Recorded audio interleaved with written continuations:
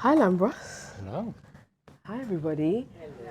Oh, nice. Okay, I'm already sensing the vibe. Good. So yeah, I'm Adele, and I'm so excited to be here celebrating the launch of this amazing book because it's amazing in its own right, but because Lambros is an amazing person and friend to me. So we're just going to be having a chit chat, to be honest, for about 45 minutes. Then there's going to be time for questions at the end. Um, and yeah, at the end, Lambros might even sign your book if you're lucky. And I'll definitely sign yours, even if you're unlucky. Yeah. There's no hesitation. I'll There's no think about it. hesitation. Yeah, maybe, if I'm in the mood. Maybe. So I just wanted to start with the music. So Lambros is a self-confessed lover of black musics. And even in that sentence, there's so many things I want to pull out. But I just want to start with, how did you come to have this deep connection with music before we even get to the scholarly study of stuff, as scholarly study in its own right, music as your knowledge base and also as something that gives you, like a spiritual uplift?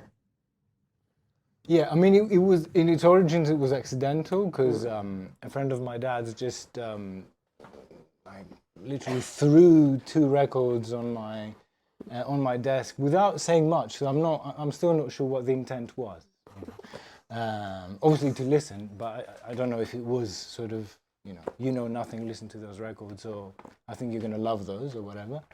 So I was 14 at the time, I was always musical, so I was playing in bands and so on. So, I thought I was quite well as well, right? I could play 5 chords, right, with a bit of reverb. I was like, yeah, I'm it. I can do this. This is cool, And those two records were Kind of Blue by Miles Davis and Olé by John Coltrane. And I was like, yeah, I don't think I can play anymore,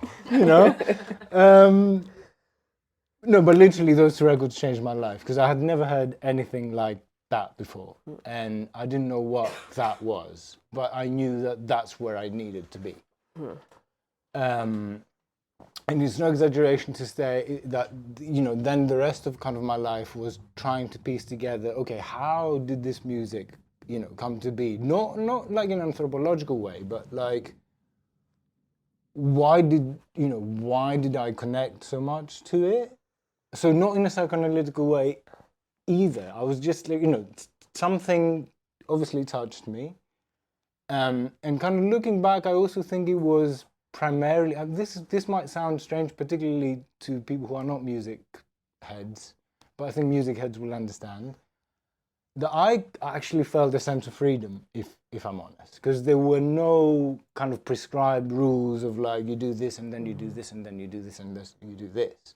It felt like a very free and freeing kind of sonic narrative, which to my mind was kind of a lesson in possibility, right? That obviously what the little I knew about music felt very, very weak, very limited, very restrictive, very, I don't know, formulaic. And then you hear John Coltrane, you know what I mean? And it's like that record has like 2 double basses, and Eric Dolphy also plays, alto. I mean, it's an incredible, record. And I thought, okay, I don't know what the heck is going on here, but that's kind of the space I need to be. And then it's funny because I had that very conversation, well, bits of that conversation with a dear friend who's here earlier, which was that then immediately leads you to questions of, there's obviously a disparity, because when you admire music by, people who are,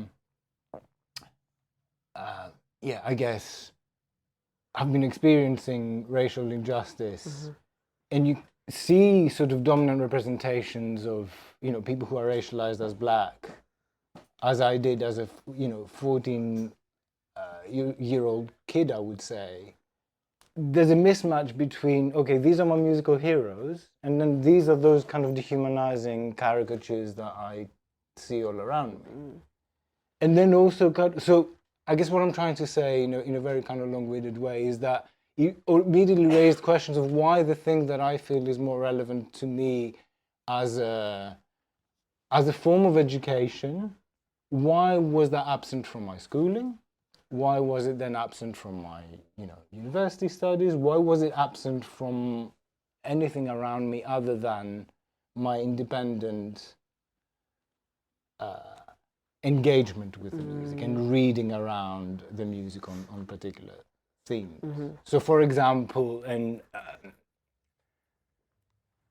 because I grew up in Greece as well, so I don't know what people were watching or like what was available in British telly over the weekends, but we got exposed to, for example, Gone with the Wind, right? So when you hear Coltrane and then you see Gone with the Wind, there's something gone horribly wrong there, right? You're like, hold on a minute, like, I guess what I'm trying to say is that, you kind of understand, that there is a problem there called racism, right? And it's obvious to you because it's like, well, it can't both be the case that, right, the music I admire the most, which is like, an incredible intellectual, cultural, aesthetic, political achievement, that can't be true, and the dehumanizing caricatures can be true at the same time. So something is not right, and it's obvious which one isn't right.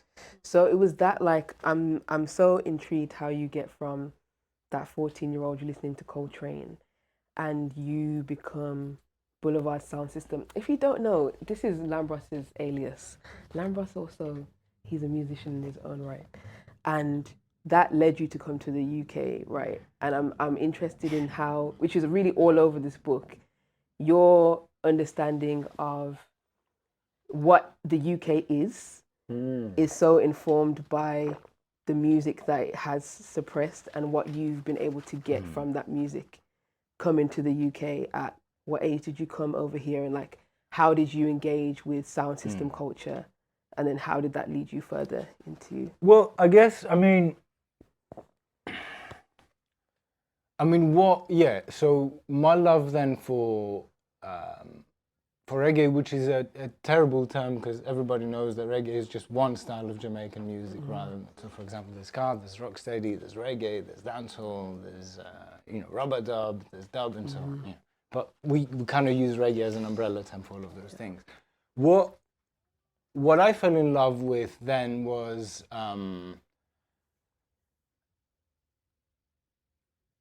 I guess the musical variety that I knew, because from jazz then I discovered soul, then funk, then Afro-Latin music and so on, because that's where you go, right? You want to explore more and more and more and more and more and more, and then you kind of understand, what I refer to in the book, and I'm sure we're going to come back to that, as Afro-diasporic music, or the music of the African diaspora, right? Or rather the musics of the African diaspora. So what I found amazing with reggae was the way that, in similar ways to hip hop and rap, the way that it sampled so much of that musical vocabulary. Okay, so when I first heard, for example, reggae being played in sound systems, I thought it's also the case. I was thinking, okay, the horns are jazz, the vocals are soul, and then there's the mixing and the electronics. The rhythm is the African polyrhythm, right?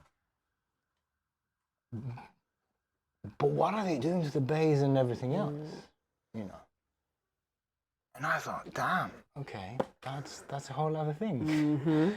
And that's how I fell in love then with sound systems. So when I came to study as an undergrad in Britain, that was really the aim. So the studying was the excuse for me to be able to come here, so that I could be close to sound systems and basically go to see Shaka play every month primarily in Southall and so on. That was always the aim. So I was always chasing the tunes.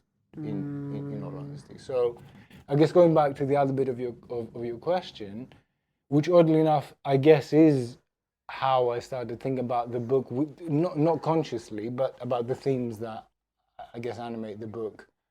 The Britain I came to is not, Britain as an empire and kings and queens and so on. I didn't come for that Britain, okay? I came for the Britain that Britain doesn't recognize as its own. I came for the Britain that is policed. Okay, so the cultural life that was dear to me was not the one that was, part of the national portrait. And then automatically, as you're saying that, whiteness is just like glaring at us, right? Yes. So how did you... And also like the disconnect between, I don't understand why, that disconnect, police sign, you can make it up. That sort of disconnect between like what was dear to me and what taught me things, and what I guess the official sort of story and narrative and curriculum and debates were, which were impossible, still are, impossible for me to understand.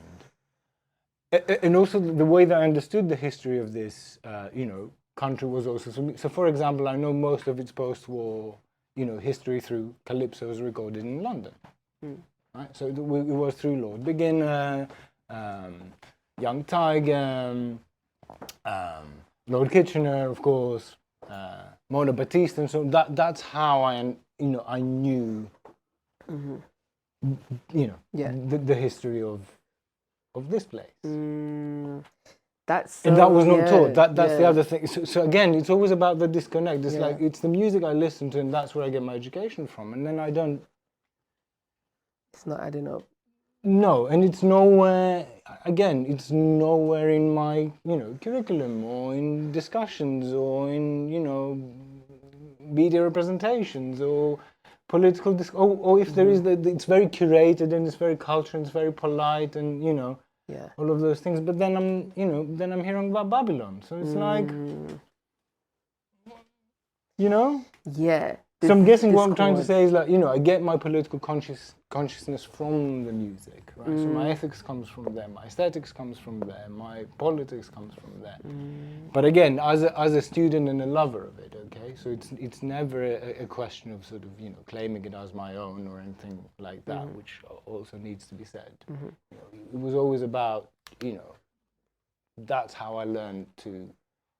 Again, it's no exaggeration to say, that's how I learned to think. That's how I learned to be. That's how I learned to, relate to other people. And, Yeah, I think this is, I'm like reading things on the slide. I'm like, so many things I think you could read to kind of, so you can hear Lambros' voice in the book. And something which I so appreciate in this book is that the music is so present on the page, and you can really see that it's not secondary to as an intellectual like mate to this like written work. It's completely informed by the music, which in itself is an intellectual work. So, and it's so clear for that reason, because it feels like music. So I wanted to ask you if you could read a little extract for us so we can hear that. Okay, sure. Yeah, I'm like, I'm asking. Do you have something in mind? I've realized that I didn't actually ask Lambros to pick a passage to read, because I'm like, everything is great. I love it all. Just read. Because normally I do that little thing that I read last time. I think that would be really good. Would that work? Yeah, that would work. That would work. It's only very short. It's a short extract. Because you're going to read the book anyway, right? You're going to read it. So you don't need me to, And also we need to make time for discussion, I guess, and stuff. Sorry.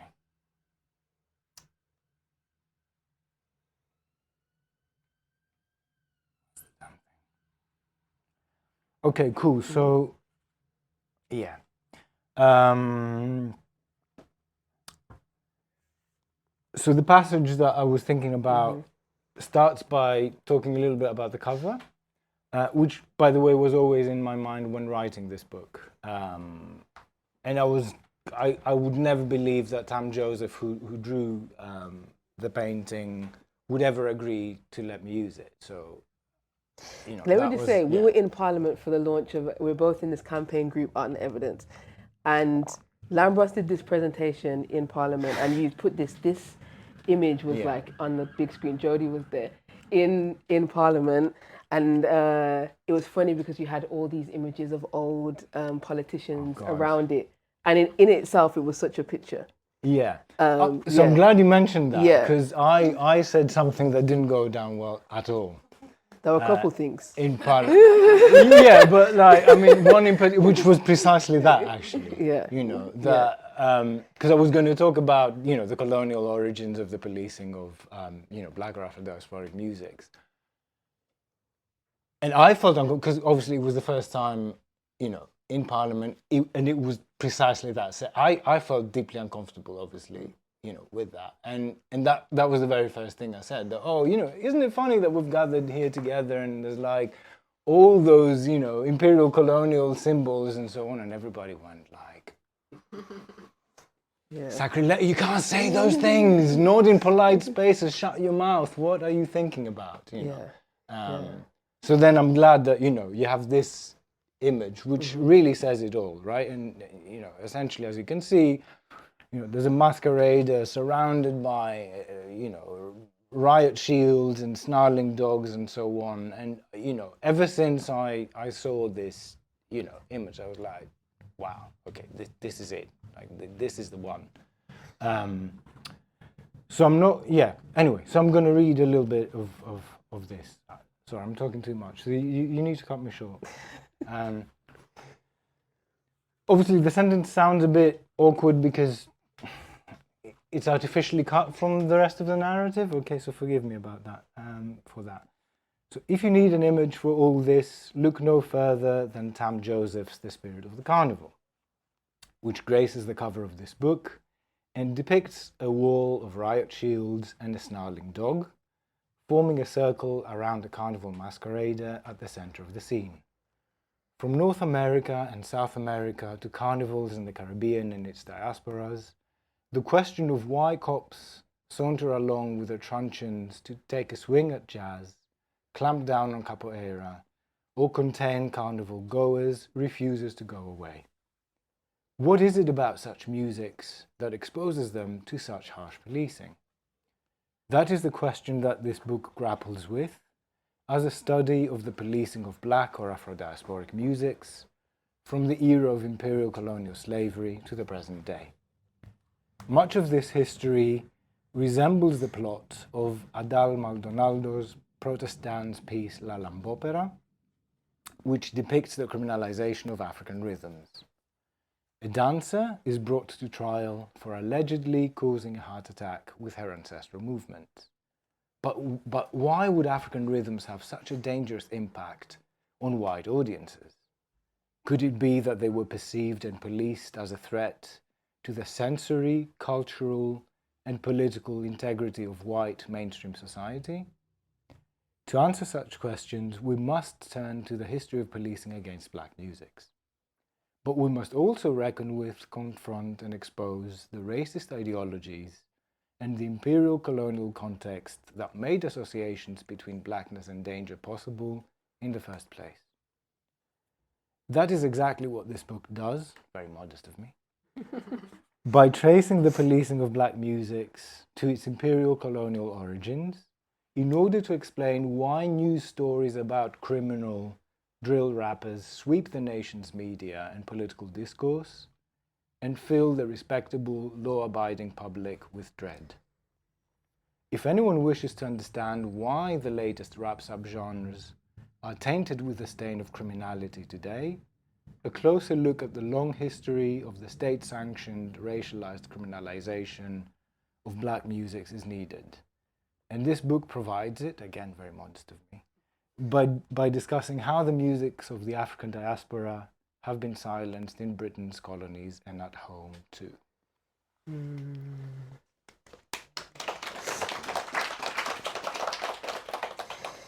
And the book really does do that. So we go through the book in like 3 main parts. 4 parts, but the first 3 are the main like historical pieces. So we start with this chapter on policing black music as out of tune under British colonial rule. Then we move on to policing black music as out of place in post-war Britain. And like you said, so much of your education on that was through music. And then we go to black music as out of order in contemporary Britain, which is where Lambros and I first crossed paths, really. Yeah. And then the 4th section on black critique of white reason, which is more of a theoretical discussion with music. So I guess I just want to kind of touch on each of those parts a little bit. In this first section, when we're talking about British colonial rule, you know, in that extract you talked about capoeira, you talked about African drumming, you talked about all of these musics which are the foundation of so many other popular music styles. So what is the British colonial rule when it comes to black expression? What is it that you're telling us in that section?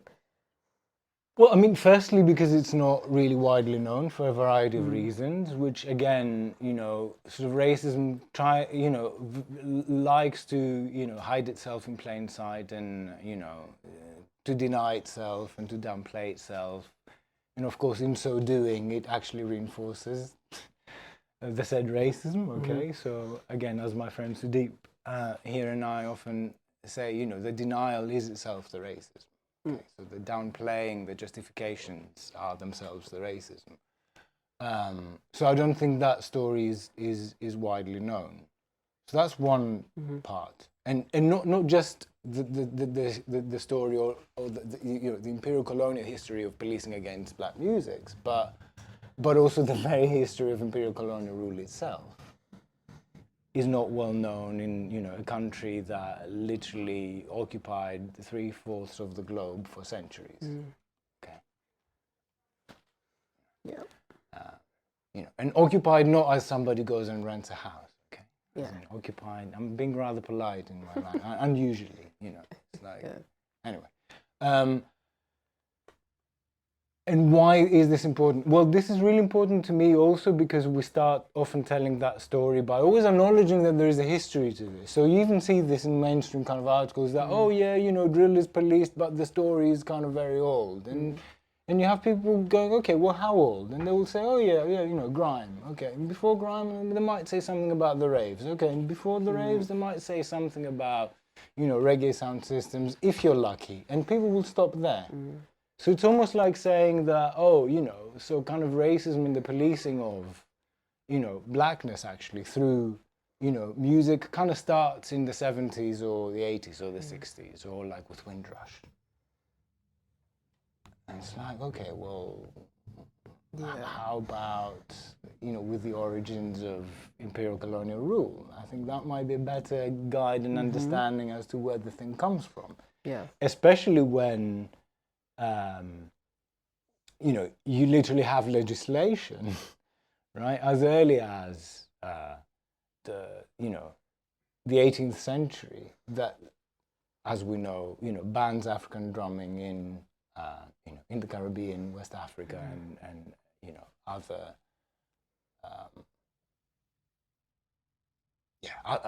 some of there's you know, one thing, Britain's possessions. There's one part you talk about in the book, which is this ordinance from New York in 1731, I think, and it's regulating. The law is called like regulating Negroes in the nighttime. Yeah. And essentially, it's a law, and I really at that time, New York, which I had to look up, was Britain's second biggest slave holding in its entire colony, in all of its colonies, which I did not know. And that regulation is talking about really limits the movement of any person who's racialized, whether they're free or not, or if they're Native American, Indigenous, are not allowed to be out after dark without reason or without light. And to me, I'm like, oh, there's such a extension of that in legislation to what it means to police things that happen after dark, what happens when you can't be seen, and where all of that creative expression happens, even if you carry on in New York and you go through to hip hop, for example. And I mean, a couple of things about that. One thing about this particular piece of legislation is of course that it literally compels people who are racialized as white. It makes it the duty to bring, black people to justice for violating that legislation. But my favorite is a 1787 piece of legislation from the Caribbean, and I'll tell you why and that's what the book does. There's a reason why the emphasis is on Britain. I'm going to come to that in a moment. And the reason why I like that legislation is not, when I say I like that legislation, I don't like that legislation. I like it as an illustration of what I'm talking, just to be clear. Which is, I think it's called the Consolidated Act, and there's clause 21 in that, which has a section that literally says that that legislation was created to prevent, and I quote, rebellions concerted at the Negro dance, unquote. The odd thing about it is that even the play on word, even the wording itself is quite musical, right? Music as a form of rebellion that is, quote, concerted at a Negro dance. Okay? So you have direct legislation that polices the thing. It's not that it's policed among other things, right? It's directly, targeted. And it's directly targeted, precisely as a form of cultural expression, which means you can't have, enslaved people and give them the freedom of cultural expression, coming together, assembling, leading life in life-affirming ways, talking to each other, socializing, exchanging ideas about how they might overthrow and resist oppression. And they did all of those things, of course, right? So that's why that legislation is there. So part of kind of the argument that I make in this book and in some other of my work is also that, music was also central to imperial colonial rule as an instrument of imperial colonial rule. It was never an afterthought. It was always, targeted as something very, very, very important to be targeting. Now, on the focus on Britain, and that's the bit that I read then kind of explains why I focus on Britain, and it has to do with that, deliberately studied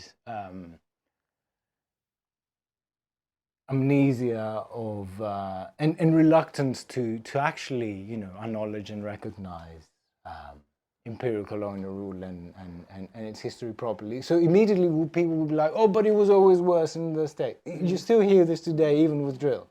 It's like, even on the day that there were attempts to pass legislation in the US of the kinds that we're calling for as as part of the Out No Evidence campaign, to limit the use of drill lyrics used as evidence in court.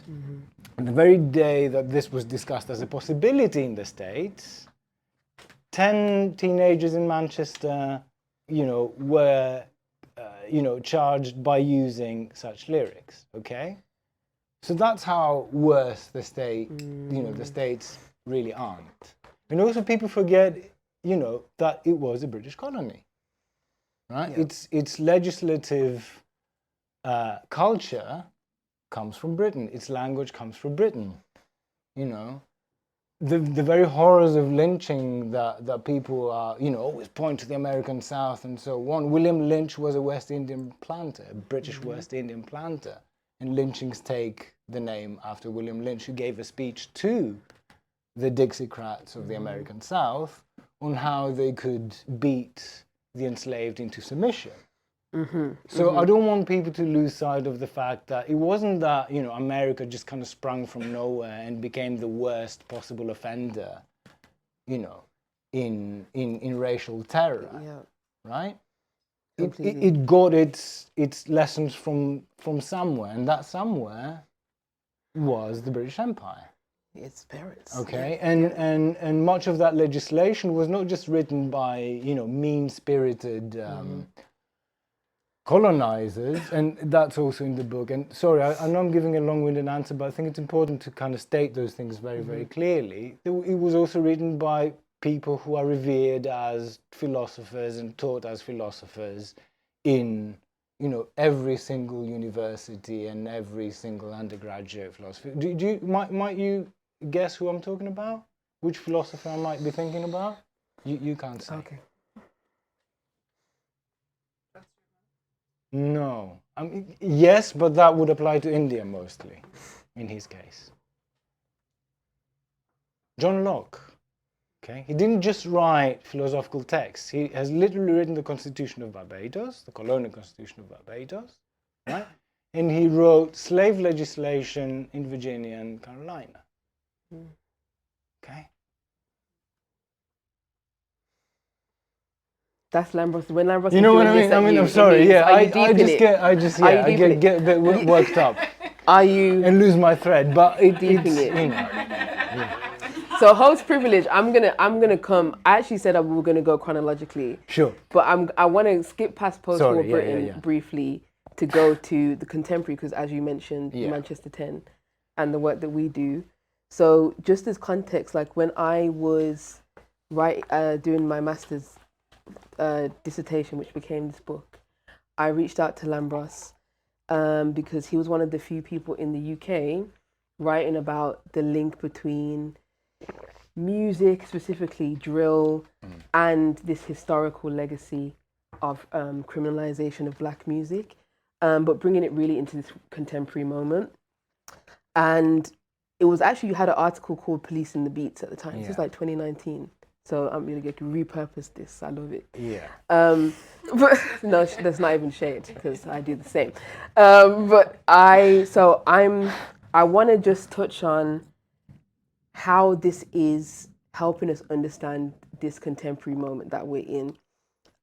Beyond just giving us this historical information, how is it informing not just how drill and rap is policing the present, but also how we can approach that, like what it really means to be against the criminalization of drill music today. And I don't know how familiar everybody is with what that entails, but we can also speak a bit about that. So you're asking why knowing that history, or why thinking about that history is important when thinking about the policing of drill today? I guess actually really I'm asking, how for you did you arrive at this point where you're using this history? Because I mean, there's no other way. Yeah. I mean, that's the story. But how did you know that it was a story, is my question. How do you know it's a story? I guess because you go back. Right? Because you realize that we're in the people that are writing about this with us, that wasn't really being picked up on. So obviously you have this deep engagement with the music that is already informing that in a way. Yeah, so it's hard to know how. I guess by asking the question of, okay, well, if this is racist, where does racism come from? And if it comes from imperial colonial rule, then that's where you start telling the story. So I guess that's when I started looking at archives to see, okay, what legislation was there? And of course, I mean, this is no surprise to anyone, but it is worth remembering that both slavery and the slave trade were entirely legal. So this is why I don't buy arguments, you know, that kind of use language of like lawfulness, legality and illegality. Because all of this was legal, entirely. You know, there were treaties, you know, literally enabling the slave trade. There was legislation, as we've mentioned, that was literally making slavery possible. So there's nothing illegal about that stuff. This is perfectly legal, right? This is the law as an instrument of oppression, doing the work of oppression. That's what's going on. But I've digressed.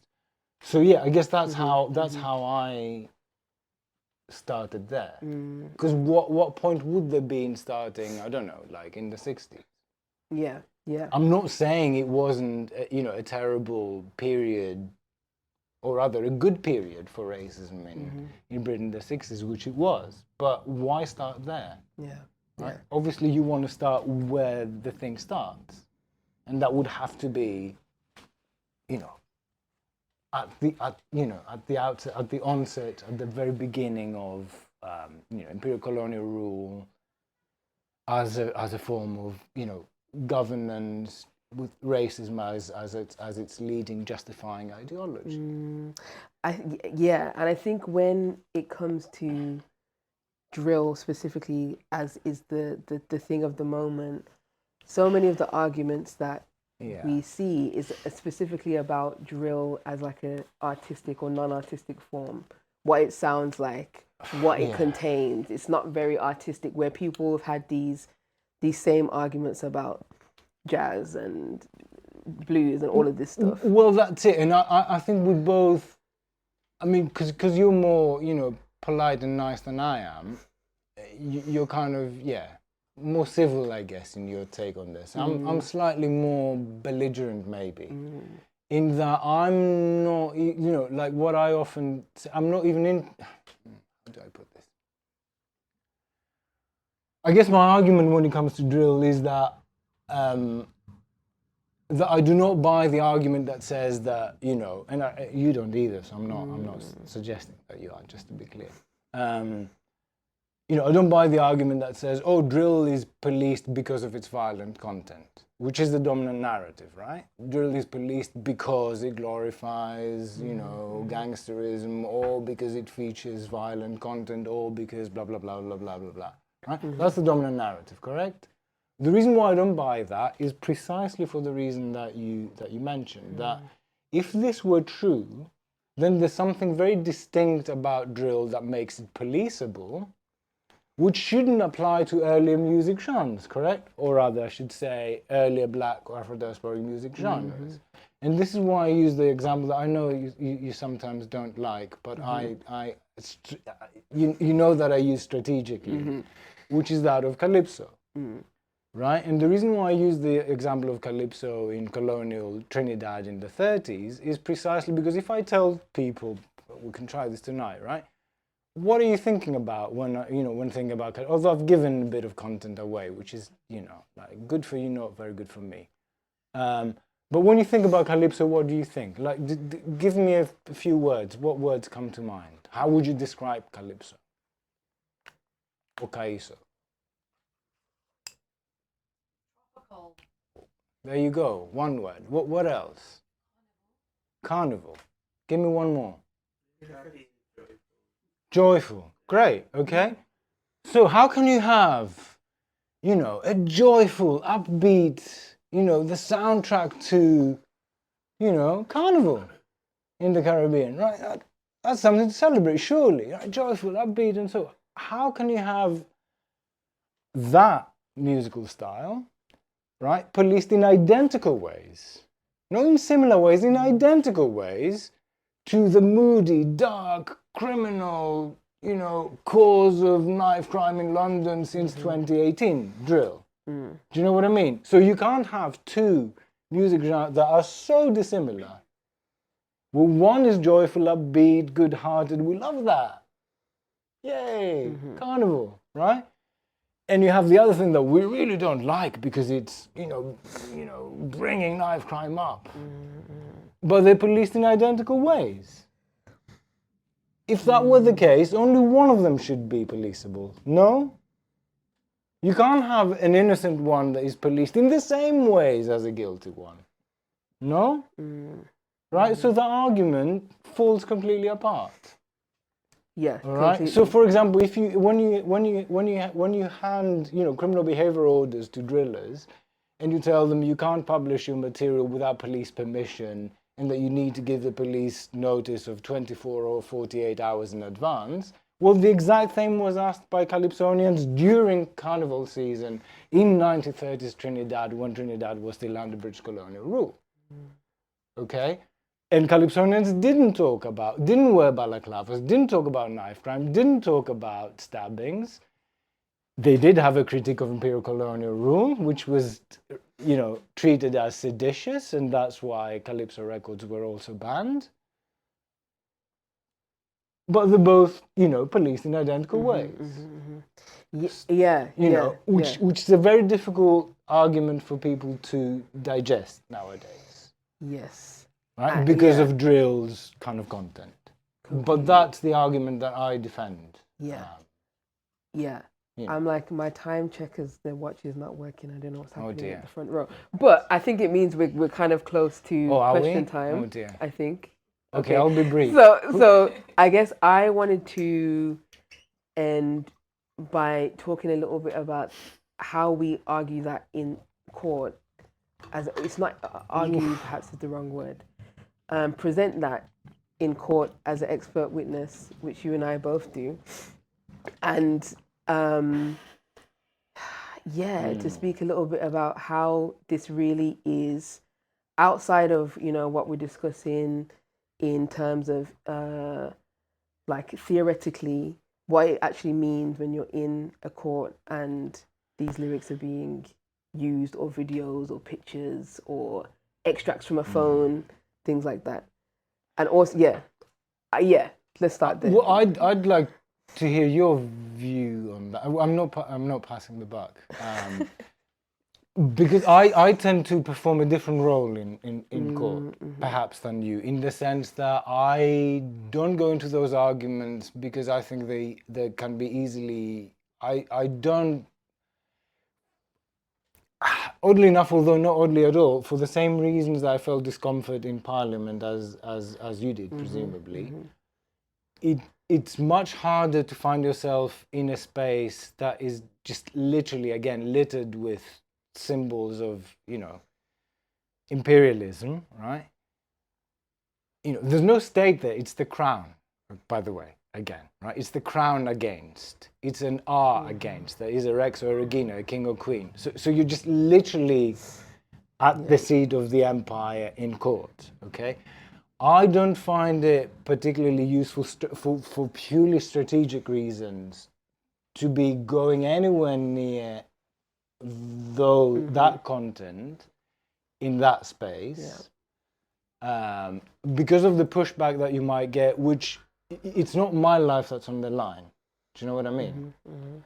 So I adopt a much more strategic position when it comes to that, which is, why are we even talking about this? This is not evidence, and you cannot prove to me that this is evidence. So unless you can prove to me that this is something I can take seriously as incontrovertible proof that X did Y, we're wasting our time here. So that's the line I take in court. That, and also going after the prosecution's expert witnesses to say, you can't even speak about those things because you know nothing.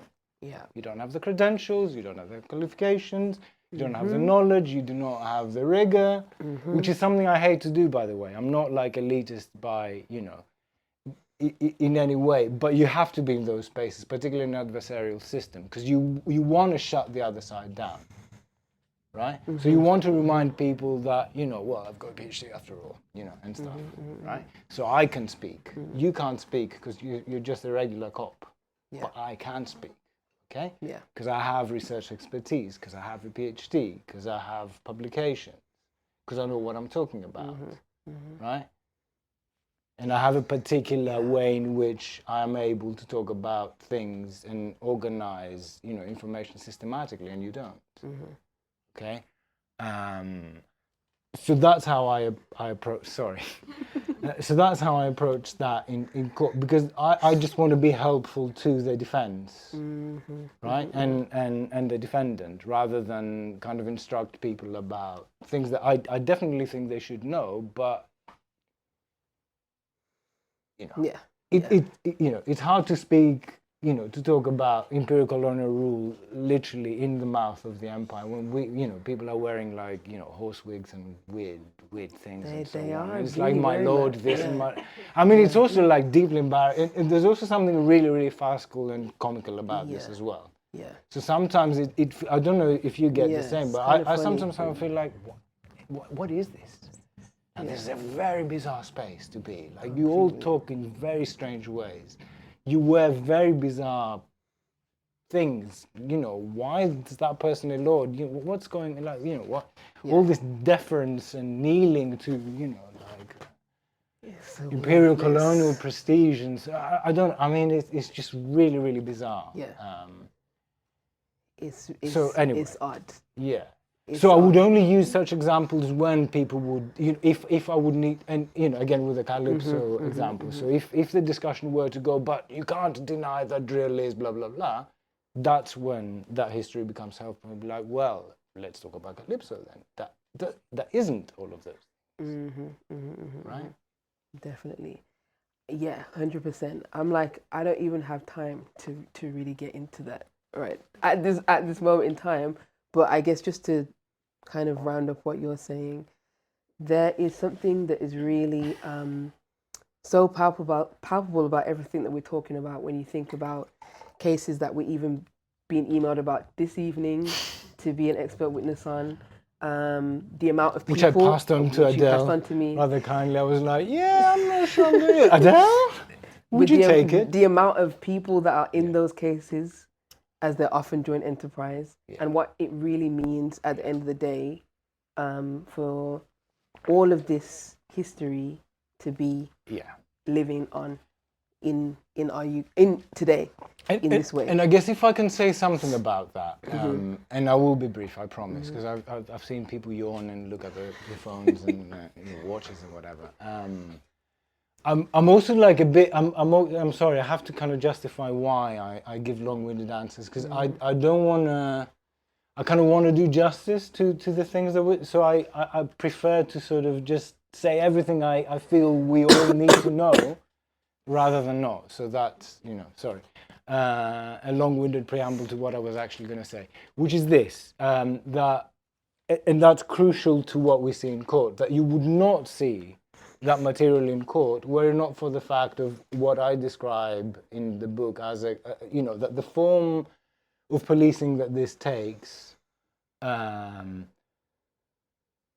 is a treatment of black or Afro-diasporic music as aesthetically out of tune, okay, so as dissonant noise, as culturally out of place, so unbelonging, right, an unbelonging presence, and as politically out of order, that is to say, disorderly conduct. And it's literally the combination of those three things that make it possible.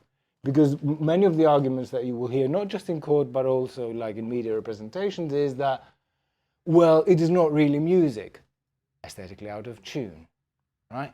Or we're too prudish and we don't like it. It doesn't belong here. Or it's about, sort of crime and violence and so on.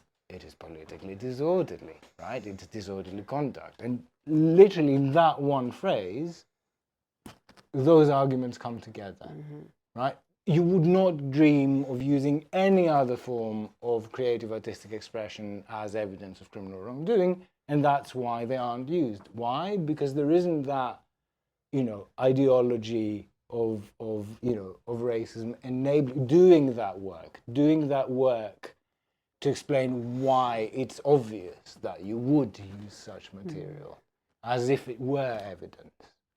And the reason why I think it is important, what music is a good kind of way of looking at that history and thinking about that history, is precisely because, the history of policing itself, British policing, is the history of its racism.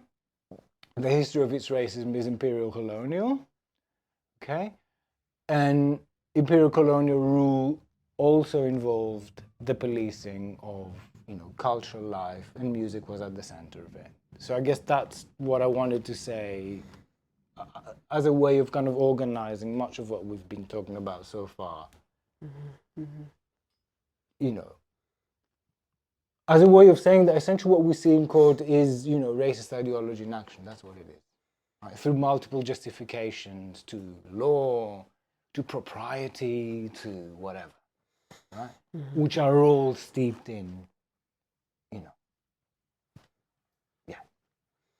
basically racist ideology, which is obvious enough, but it hides through so many institutions and procedures and arguments that it's made difficult to see, because you see that spectacle of, oh, no, we're now, analyzing things and we're being thorough. And as you know, and I know, the things that we get to review as evidence are anything but thorough. Yes, it's all Okay. it's all fake. Yeah. Lo and behold, let's not clap for racist ideology, but let's clap for Lambros.